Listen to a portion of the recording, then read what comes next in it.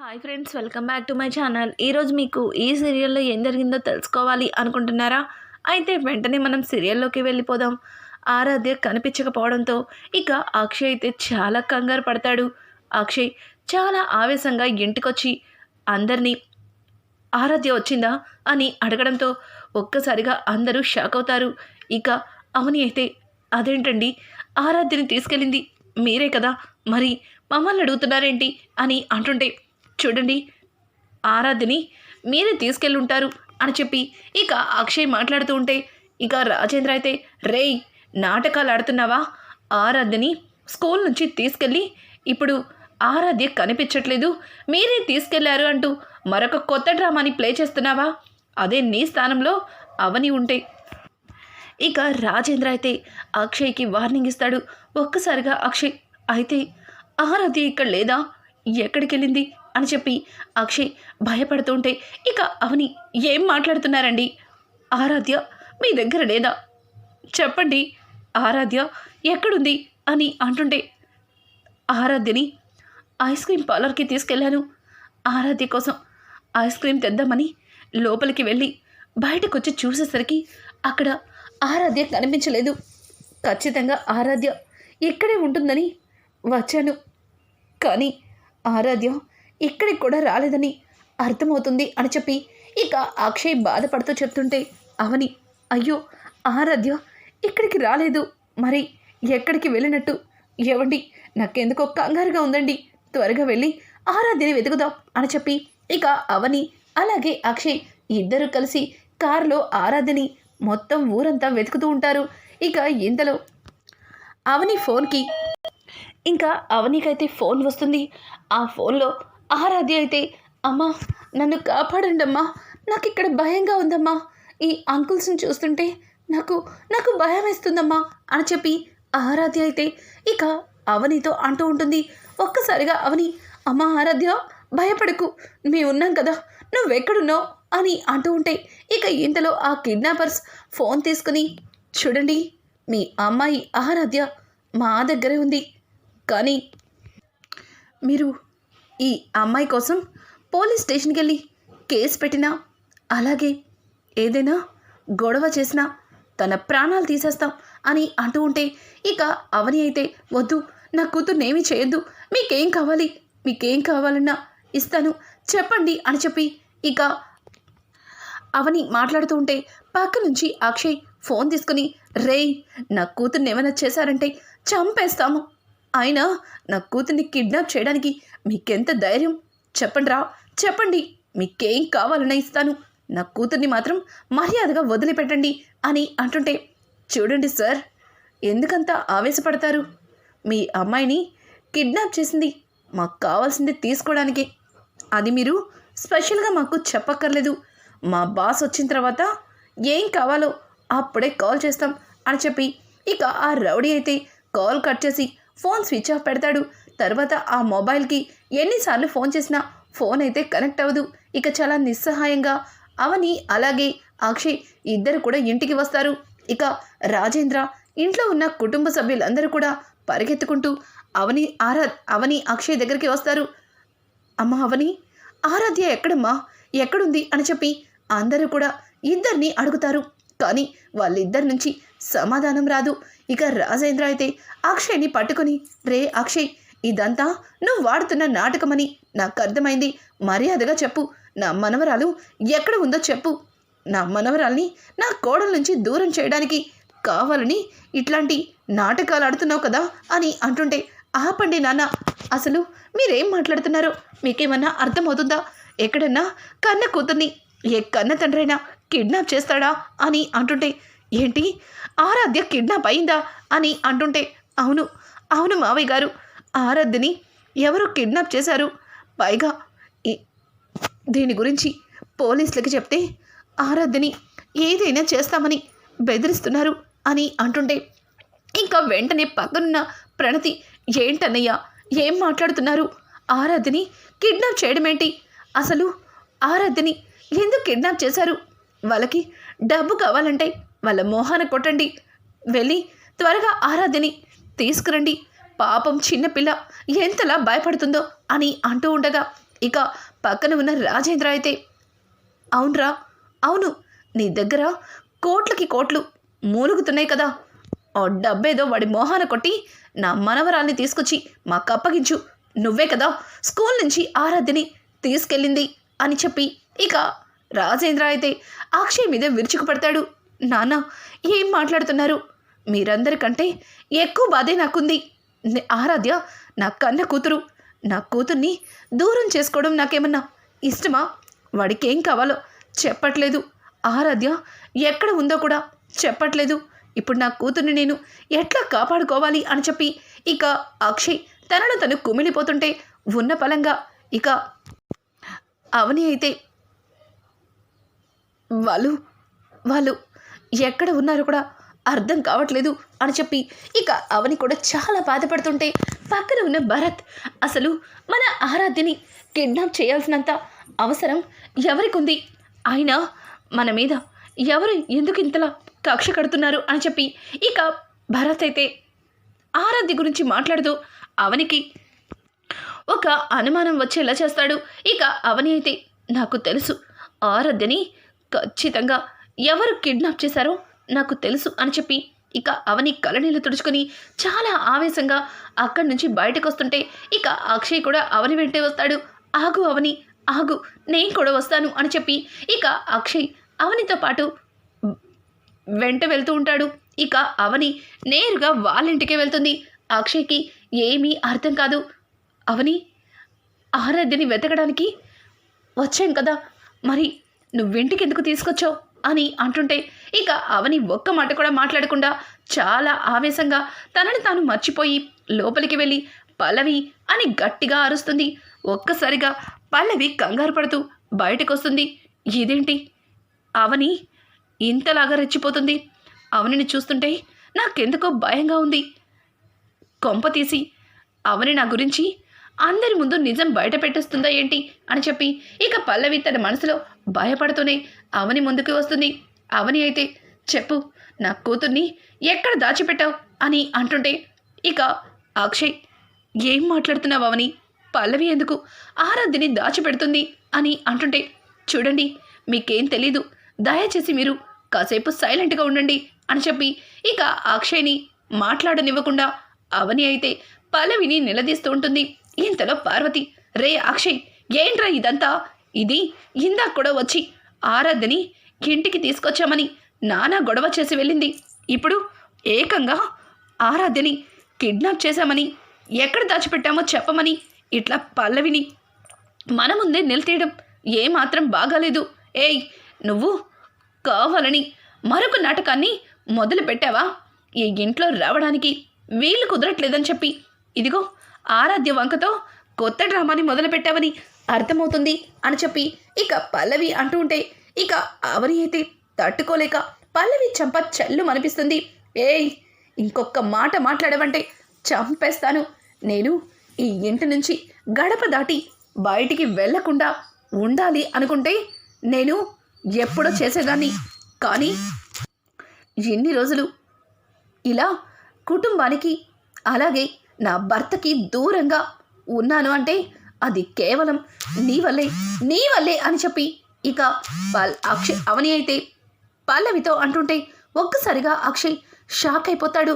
ఇక అక్షయ్ అయితే, అవని, ఏం మాట్లాడుతున్నావు అని అంటుంటే, అవునండి, అవును, ఇన్ని రోజులు మీరందరూ కూడా ఏం జరిగిందన్న విషయం గురించి నన్నే తప్పు పట్టారు. కానీ అందులో నిజమేంటన్నది తెలుసుకోవడానికి ప్రయత్నించలేదు. కానీ ఈరోజు నా కూతుర్ని మన నుంచి దూరం చేయడానికి ఇదిగో ఈ పల్లవి మరొక కొత్త నాటకాన్ని మొదలు పెట్టిందండి. చూడు, నన్ను ఇంటి నుంచి వెళ్ళగొట్టావు, అలాగే నా భర్త నుంచి నన్ను దూరం చేసావు. ఇప్పుడు నా బిడ్డని నాకు కాకుండా చెయ్యాలని చూస్తున్నావు. నా బిడ్డని నా నుంచి వేరు చేయాలనుకున్నా, నాకు నా బిడ్డని దూరం చేయాలని చూసినా ఎవ్వరని కూడా ఆలోచించను. చివరికి ఆ దేవుడైనా సరే క్షమించేది లేదు. చెప్పు అని చెప్పి ఇక అవని అయితే పల్లవి 2 చెంపలు పగలగొడుతుంది. ఇక పార్వతి అయితే, ఏయ్, నీకేమన్నా మతిపోతుందా? అయినా ఆరాధ్యని పల్లవి ఎందుకు కిడ్నాప్ చేస్తుంది? పల్లవి అన్నట్టు ఈ ఇంట్లో అడుగు పెట్టడానికి ఆరాధ్యని అడ్డం పెట్టుకుని నువ్వే నాటకం ఆడుతున్నావేమో అని అంటుంటే, అత్తయ్య మీకు నిజమేంటో తెలీదు, అందుకే మీరు ఇట్లా మాట్లాడుతున్నారు అని అంటుంటే, ఏంటా నిజం? నువ్వు నన్ను చంపాలనుకున్నది అబద్ధమా, లేక ఈ ఆస్తిని కాజేయాలనుకున్నది అబద్ధమా? ఏది అబద్ధం? నువ్వు చేసినవన్నీ మర్చిపోయి ఇక నువ్వు నిజం తెలీదని మాట్లాడుతూ ఉంటే నీ మాటలకి గుడ్డిగా నమ్మి నిన్ను తిరిగి మళ్ళీ ఇంటికి రాణిస్తాననుకుంటున్నావా అని చెప్పి ఇక పార్వతి మాట్లాడుతుంటే, అయ్యో అత్తయ్య మీకు దండం పెడతాను, దయచేసి పాత విషయాల గురించి నన్ను అడగండి. నా కూతురు ఎక్కడుందో చెప్పకపోతే మాత్రం చచ్చిపోతావు. పల్లవి మర్యాదగా చెప్పు, మర్యాదగా నా కూతురు ఎక్కడుందో చెప్తావా లేదా అని అంటుంటే, ఇక పల్లవి అయితే, అక్క నేనెందుకు ఆరాధ్యని కిడ్నాప్ చేస్తాను, నువ్వు అనవసరంగా నా మీద అపోహపడుతున్నావు అని అంటుంటే, ఎందుకు చెయ్యవు? అత్తయ్యని మెట్ల మీద నుంచి తోసి నేను తోసానని అత్తయ్యని నమ్మించావు, అలాగే ఆస్తి మొత్తాన్ని నేనొక్కదాన్నే తీసుకోవాలని డాక్యుమెంట్స్ని పుట్టించి ఇంట్లో అందరినీ నమ్మించాలని ప్రయత్నించావు. ఇక నువ్వనుకున్నట్టే నన్ను ఇంటి నుంచి వెళ్ళగొట్టావు. అలాగే ప్రణతి ప్రేమించినవాడు తనని మోసం చేసి ఈ దేశాన్ని వదిలి వెళ్ళిపోయాడు. కానీ వాణ్ణి వెతికి తీసుకొచ్చి మరీ చేసిందంతా నేనే అని అందరి ముందు నిరూపించావు. ఇంత చేసిన దానివి నా కూతుర్ని కిడ్నాప్ చేయలేదంటే నేనెట్లా నమ్ముతా అనుకుంటున్నావు? చెప్పు, నా కూతురు ఎక్కడుంది అని అంటుంటే, ఇక శ్రీకర్ అలాగే కమల్ ఇద్దరూ కలిసి, వదిన ఆరాధ్య ఎక్కడికి వెళ్ళలేదు, ఇదిగో ఇక్కడే ఉంది అని చెప్పి ఇక ఆరాధ్యని తీసుకుని వస్తూ ఉంటారు. ఒక్కసారిగా ఆరాధ్యని చూసిన అవని అలాగే అక్షయ్ చాలా సంతోషంగా అమ్మా ఆరాధ్య అనుకుంటూ ఆరాధ్యని దగ్గరికి తీసుకుంటారు. ఇంకా అప్పుడే రాజేంద్ర ఎంటర్ అయ్యి, చూడమ్మా అవని, ఇన్ని రోజుల నుంచి నువ్వు ఇంత పెద్ద నిజాన్ని నీ గుండెల్లో దాచిపెట్టుకుని ఎన్ని అవమానాలు ఎన్ని నిందలు పడుతున్నావు, ఎన్ని తప్పులు చేసినా ఈ పల్లవి దర్జాగా ఇంట్లో తిరుగుతుంది అని చెప్పి ఇక రాజేంద్ర అయితే పల్లవి ముందుకొచ్చి పల్లవి చెంప చల్లు మనిపిస్తాడు. ఒక్కసారిగా పల్లవి మావయ్య గారు అని అంటుంటే, మావయ్య గారినే, ఇన్ని రోజులు నా ఇంట్లో చేరి ఇన్ని కుట్రలు చేస్తావా? ఈ ఇంటి కోడలిగా అడుగుపెట్టి నా కుటుంబాన్ని ముక్కలు చేయాలని చూస్తావా నిన్ను అని చెప్పి ఇక రాజేంద్ర ముందుకెళ్ళబోతుంటే, పార్వతి ఏవండి ఆగండి, దీనికి ఎట్లా బుద్ధి చెప్పాలో నాకు తెలుసు అని చెప్పి పార్వతి ముందుకెళ్ళి ఇక పల్లవి చెంపలు చల్లుమని కొడుతుంది. ఇక పల్లవి అయితే, అత్తయ్య ఆగండి అత్తయ్య, ఈ అవని కావాలని మీ అందరినీ నమ్మించడానికి కమల్ బావతో శ్రీకర్ బావతో ఇదిగో ఈ కిడ్నాపింగ్ డ్రామా నాడింది అని అంటుంటే, ఛీ నోర్మై, ఇంకా ఏం చెప్పి ఇంట్లో మమ్మల్ని నమ్మించాలనుకుంటున్నావు? ఎంత మాయ చేసావు, ఎంత మోసం చేసావు? ఆ రోజు ఈ చీర నీకెక్కడిది అంటే చీర నచ్చి కొనుక్కున్నాను అని చెప్పావు. పైగా ఆస్తి డాక్యుమెంట్స్ని మార్చేసి ఆస్తి మొత్తాన్ని అవనియే తీసుకోవాలనుకుంటుందని మరొక నాటకాన్ని అందరి ముందు పెట్టావు. ఇక నా కూతురు ఏం పాపం చేసిందే? నిన్ను ఏ రోజు కూడా తన అన్న భార్యగా చూడలేదు, తన అక్కగా చూసుకుంది. నిన్ను ఈ ఇంటి కోడలిగా ఏ రోజు నేను చూడలేదు. నా కూతురుతో పాటు నీకు కూడా సమానమైన హోదానిచ్చాను, కానీ నా కూతురు జీవితాన్ని నాశనమయ్యేలా చేశావు. నిన్ను అని చెప్పి ఇక పార్వతి అయితే తట్టుకోలేక పల్లవి రెండు చెంపలు వాయకొట్టి, ఛీ నీలాంటి ఆడదాన్ని ముట్టుకున్న పాపమే, ఇట్లాంటి దానివి ఈ ఇంట్లో నీకు స్థానం లేదు, వెళ్ళు అని చెప్పి ఇక పార్వతి అయితే పల్లవి మెడ పట్టుకుని బరబర బయటికి ఇడ్చుకెళ్తుంది. ఇక అక్కడే ఉన్న కమల్, అమ్మా నీకెందుకమ్మా ఈ శ్రమ? దీన్ని ఇంటి నుంచి బయటికి నేను గెంటేస్తాను. మా వదిన్ని అందరి ముందు బ్యాట్ చేసావు, అలాగే నా చెల్లెలు జీవితాన్ని పాడు చేసావు. నీలాంటి ఆడది ఈ ఇంట్లో ఉండడానికి స్థానం లేదు. ఎంత కుట్ర చేశావే! పొరపాటున మా అమ్మకి గాయం తగిలింది కాబట్టి సరిపోయింది. ఒకవేళ ఆ ఆ గాయం కాకుండా ఆ దెబ్బతో పాటు అమ్మ ప్రాణాలు పోతే ఎంతకి తెగించావే? చివరికి మనిషి ప్రాణం తీయడానికి కూడా నువ్వు వెనకాడలేదు. వెళ్ళవే, వెళ్ళు అని చెప్పి ఇక కమలైతే మెడ పట్టుకుని పల్లవిని బయటికి తోసేస్తాడు. ఇక అవని అయితే కన్నయ్య ఆగు కన్నయ్య, ఆవేశపడకు అని అంటుంటే, అయ్యో వదిన, నేను ఆవేశపడితే ఇది ప్రాణాలతో మన కళ్ళ ముందు కనిపించేదే కాదు. కానీ నీకిచ్చిన మాట కోసమే దీన్ని ఒక్క దెబ్బ కూడా కొట్టకుండా బయటకి తోసేస్తున్నాను. ఇట్లాంటి ఆడది ఈ ఇంట్లో ఉండడానికి వీల్లేదు అని అంటుంటే, ఇక అక్కడే ఉన్న అక్షయ్ అలాగే రాజేంద్ర, అమ్మ అవని, నువ్వు మంచితనానికి పోయి ఇదిగో ఎన్ని రోజులు ఇట్లా అందరికీ దూరం అయ్యి బయట ఉన్నావు.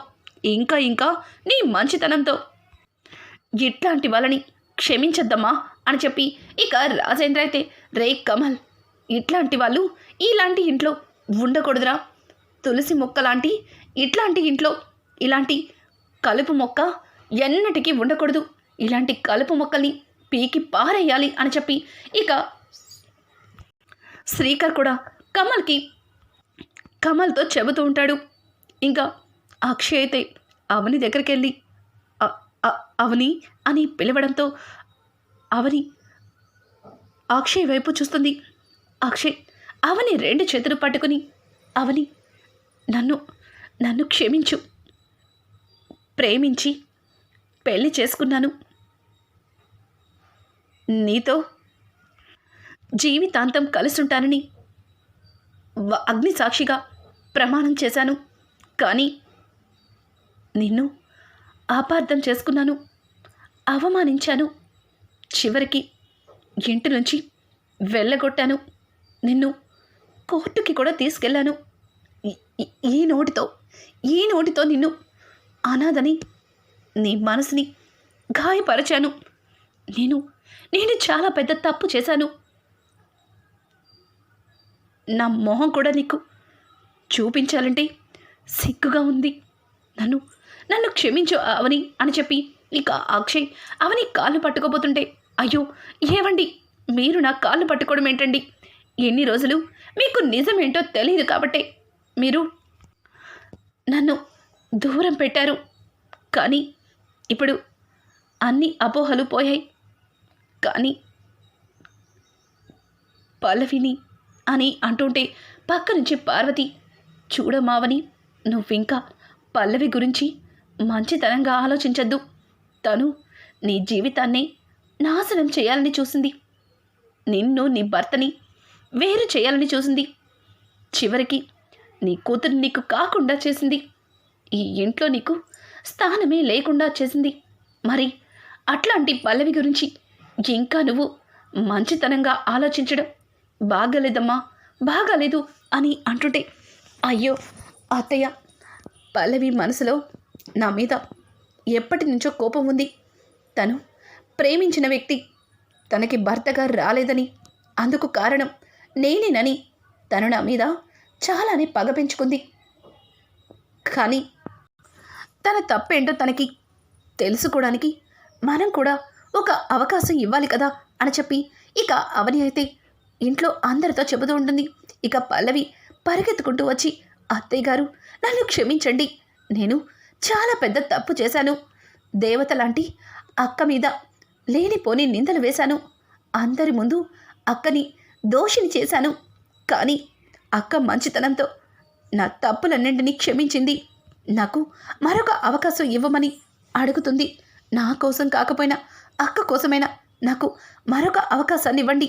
ఖచ్చితంగా నేను మారి మీకు చూపిస్తాను అని చెప్పి ఇక పల్లవి అయితే అందరి కాళ్ళు పట్టుకుని ప్రాధేయపడుతూ ఉంటుంది. ఇక ఇంతలో శ్రేయ అక్కడికి వచ్చి, నన్ను క్షమించక్క. పల్లవి చెప్పే అబద్ధాలు నిజమని నమ్మి నేను కూడా నీ మనసుని బాధ పెట్టాను. నేను కూడా తప్పు చేశాను అని చెప్పి శ్రేయ కూడా ఇక అవనిని క్షమాపణ అడుగుతుంది. ఇక పల్లవిని అందరూ కూడా పెద్ద మనసుతో క్షమించి వదిలేయమని అవని అయితే అడుగుతుంది. పల్లవి క్షమించమని అడిగిందంతా ఒక అబద్ధం. అసలు పల్లవిలో మార్పు ఎందుకు వస్తుంది? పల్లవి కుటుంబాన్ని ముక్కలు చేయాలని రాజేంద్ర ప్రసాద్ కుటుంబంలో కోడలిగా అడుగుపెట్టింది. మరి అట్లాంటి పల్లవి మారిపోతుంది అంటే అందరం ఎట్లా నమ్ముతాం? కానీ పల్లవి మారిపోయిందని ఇంట్లో అందరినీ నమ్మించింది. ఇక పల్లవి మరొక కొత్త పథకంతో కుటుంబాన్ని ఎట్లా ముక్కలు చేయబోతుంది, అలాగే అవని మీద ఎట్లా పగ తీర్చుకోబోతుంది? ఈ సందర్భంలో అవని కన్న తండ్రి గురించి పల్లవి అవనిని అందరి ముందు ఎట్లా అవమానిస్తుంది? ఇక అవని తన కన్న తండ్రి చక్రధర్ అన్న నిజాన్ని త్వరలోనే బయట పెట్టబోతుంది. ఇట్లాంటి లేటెస్ట్ ఎపిసోడ్స్ అన్నీ మీకు అందరికంటే ముందుగా కావాలి అనుకుంటే మా ఛానల్ని సబ్స్క్రైబ్ చేసుకోవడం మాత్రం మర్చిపోకండి. Thanks for watching. Hi friends, welcome back to my